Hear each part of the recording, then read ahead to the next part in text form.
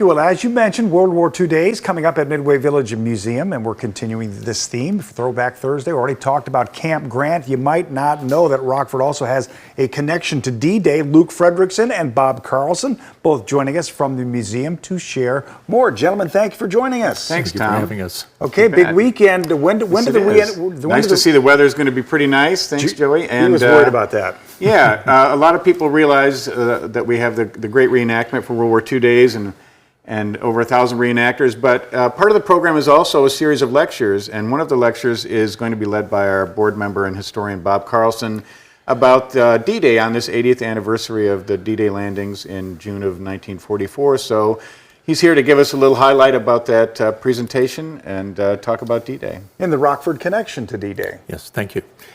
I'll be speaking on the American and Allied landing in the Normandy beaches on June 6, 1944. We commonly refer to that as D-Day.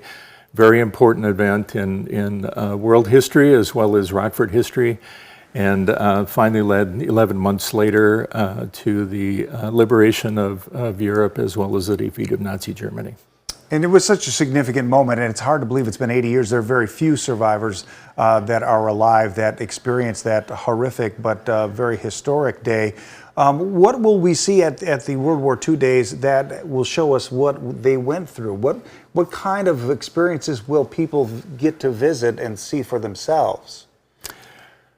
Well, I have a PowerPoint presentation with a lot of static as well as recordings of what was going on June 6th. So that'll be my part, both on Saturday and Sunday. It's just a small part of the entire event. And the actors are in costume, or in, I can't say costume, right, Luke?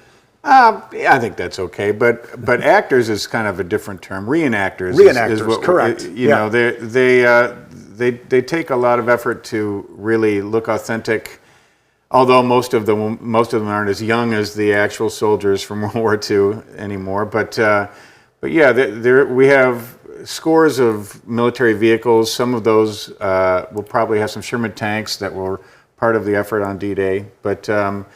You know, it's quite an effort that these reenactors go through their community to bring all of this to us and reenact certain battles and educate us on the heroism and the importance of World War II. Yeah, and the D-Day, we're looking at some of these pictures here of the D-Day invasion. Was it known at the time, Bob, how important this was, or is it only through the lens of history that we realize the significance? Well, there had been a long controversy about how actually to liberate Europe and defeat Nazi Germany, and finally the decision was made to land on the Normandy beaches. They knew it was important. Russia was pressuring us to develop a second front, and so people immediately knew that this was a pivotal event, not just to end the war, but how really Europe and the world was going to look like even today. It's fascinating. It's so interesting that Midway Village Museum gets involved with this. It's a great program. Luke, Joey will be out there tomorrow. Looking forward to that. Looking like a soldier, not as young as some of the soldiers here, because he's like 65, 70 old. You're old now, right? Yeah. He's got several decades. He's young. He's never going to speak to me again. But gentlemen, thank you for coming in and talking about it. We appreciate it. Thank you, Tom. For having us. Bob Carlson, Luke Frederickson from Midway Village. There's some information on your screen right there. And that's a bargain. $19 for adults, $12 for kids, and free for World War II vets.